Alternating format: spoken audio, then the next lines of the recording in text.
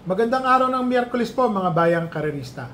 Magbibigay na po tayo ng tip, giya at impormasyon para sa araw na to, September 18, 2024. Tara!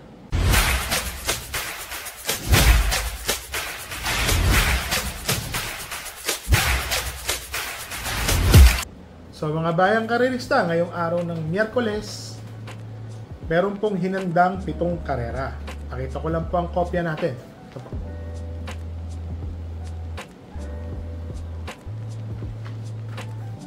Ang start time po ng karera ay sa ganap na alas 5 ng hapon.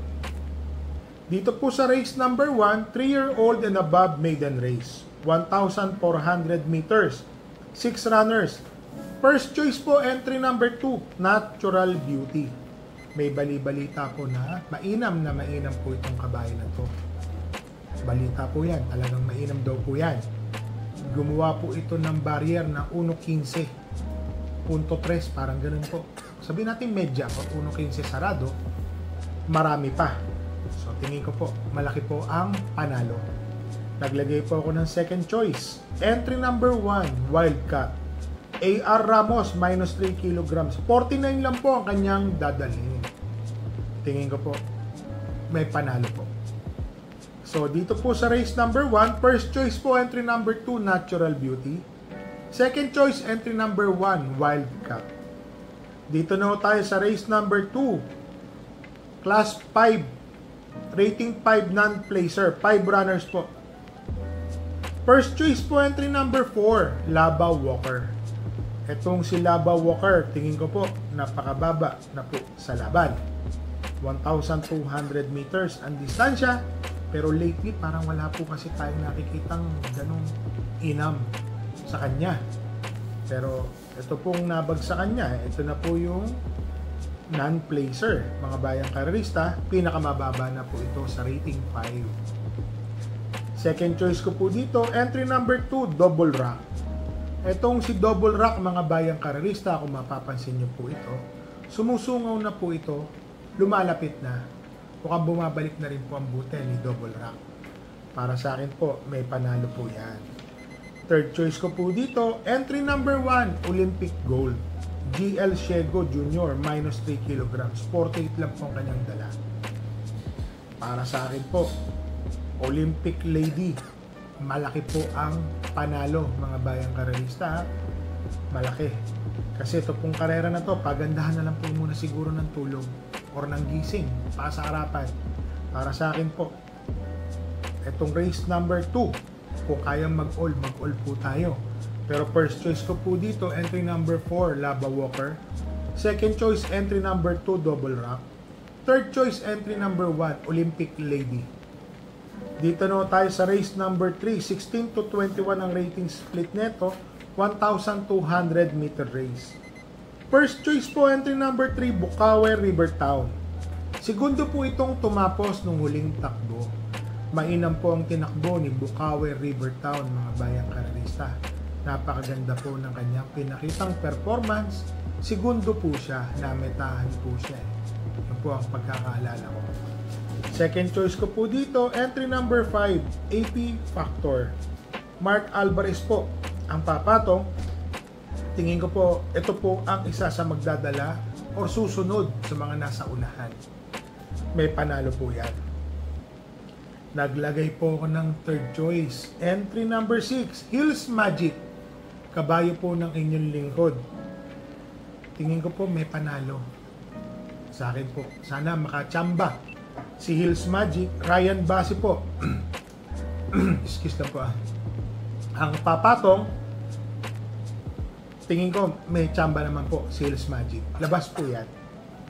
So dito po sa race number 3, first choice po, entry number 3, Bukawe Rivertown. Second choice, entry number 5, AP Factor. Third choice, entry number 6, Hills Magic. Dito na tayo sa race number 4, 1,200 meter race, rating 5, Placer. First choice po, couple entering Eno Teresa Chair and 3A Primero Soldado. Ito pong si Primero Soldado, maganda na po ang naging lundag. Gumaganda na po. So, si comeback Jackie Ryan Base ang may patong dyan. nag-improve Maganda po ang pinapakita ngayon ni Primero Soldado sa starting gate kung mapapansin nyo. At yung isang couple entry niya na 3, Eno Teresa Chair, tingin ko ho, matuling kabayo, may panalo din po yan. Second choice ko po dito, entry number 4, Chase the Gold. Etong si Chase the Gold, segundo rin po itong tumapos nung huling takbo. Segundo or tercero, parang sila rin po ata na magkakalaban. Nandoon po si Chase the Gold. So, yun lang po ang tinitignan natin dyan mga bayang karerista. Yung natututo sumusunod. Alam ko to si Chase the Gold, segundo rin po yung tinapos niyan. Hindi po ako magkamali. Basta itong grupo na to na rating 5 placer, yun po yun. Naglagay po ako ng third choice, entry number 5, Ring a Bell. Albert Serios. Naipanalo po ito ni Albert Serios. Matagal na. Mga Marso ata o Abril yan. So tingin ko naman kahit papano makachamba po sana si Ring a Bell para maging masaya po ang mga bayang karerista. So may instruction na po ako, nakaprepara naman po yan lahat. So dito po sa race number 4, first choice po entry number 3, Eno Teresa Chair. Second choice 3A Primero Soldado. Second choice entry number 4, Chase the Gold. Third choice entry number 5, Ring a Bell. Dito na tayo sa race number 5, 1,200 meters, rating 11 to 15 split, 6 runners. First choice po, entry number 3, Time Traveler. Matuling kabayo. Tingin ko nasa gitna, baka mauna na po ito, kaya na po niyang tapusin ang karera. Maganda po ang numero niya, gitna-gitna. So siya po ang aking first choice. Second choice ko po dito, entry number 4, Advocacy. Kaya po Advocacy, entry number 1, Malibu Bell, Time Traveler, baka po maghabulan sa unahan. Kung sakasakali kung gano'n ang magiging senaryo, Advocacy po, kaya po sila rematihan. Second choice ko po siya. So dito po sa race number 5, first choice po entry number 3, Time Traveler. Second choice entry number 4, Advocacy. Dito na tayo sa race number 6, 1,200 meter race, 6 runners. First choice po entry number 2, Sun Moon Lake. Matuling kabayo. Pwede itong sumunod. Nakakasunod din po ito Si Sun Moon Lake, JB Hernandez po ang sasakay. Tingin ko po may panalo po itong kabayo na to. Second choice ko po dito, malamang dihado po ito. Korsonada lang po natin. Entry number 4, Success of Times. Itong si Success of Times nung GBT. Meron po itong 1.30 Maraming nakapigil. Alam naman natin pista ng time ng GBT. Malalim na malalim. Pag nagumawa ka ng 1.30 sa GBT na ganon, mapapalaban sila. So dito po sa race number 6, first choice po entry number 2, Sun Moon Lake. Second choice entry number 4, Success of Times. Dito na tayo sa race number 7, 1,200 meters, rating 6 to 10, split, 8 runners. First choice entry number 1, Real Equity. Ang kinatalo po ni Real Equity nung nakaraan is yung labas po sa starting gate. Medyo hindi pala maganda gumito, pero matulin po yung kabayo. Yun lang po ang napansin natin. Kung dito po, kung lulundag lang po ito na maganda, horse to beat po ito si Real Equity. May kabayo po tayo dito, nilagay ko pong second choice. Entry number 7, Great Connection. Si Great Connection po, hindi ko po masasabi sa inyo walang panalo.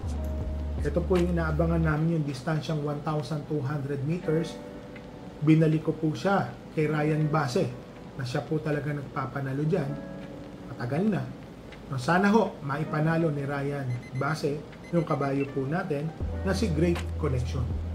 So, labas po yan. So, dito po sa race number 7, first choice entry number 1, Real Equity. Second choice, entry number 7, Great Connection. So mga bayang karerista, i-recap ko lang po yung aking mga kabayo para sa inyo. Dito po sa race number 3, may kabayo po tayo, entry number 6, Sales Magic. May panalo naman, hindi naman po nawawala ang tsamba sa karera, na sana po, makachamba po, Sales Magic, dihado po yan.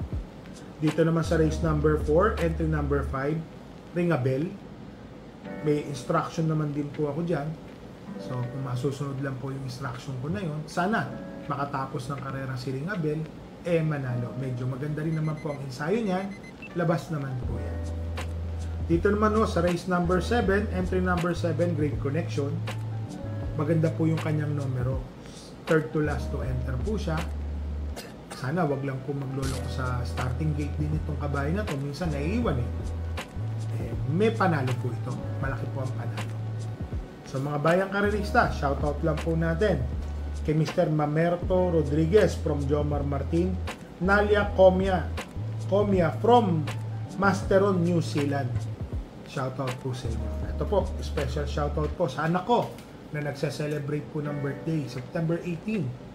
Yung panganay ko pong anak, si Nico, John Nico. So anak, happy birthday and stay safe ka ha sa pagtatrabaho, pagbutihan.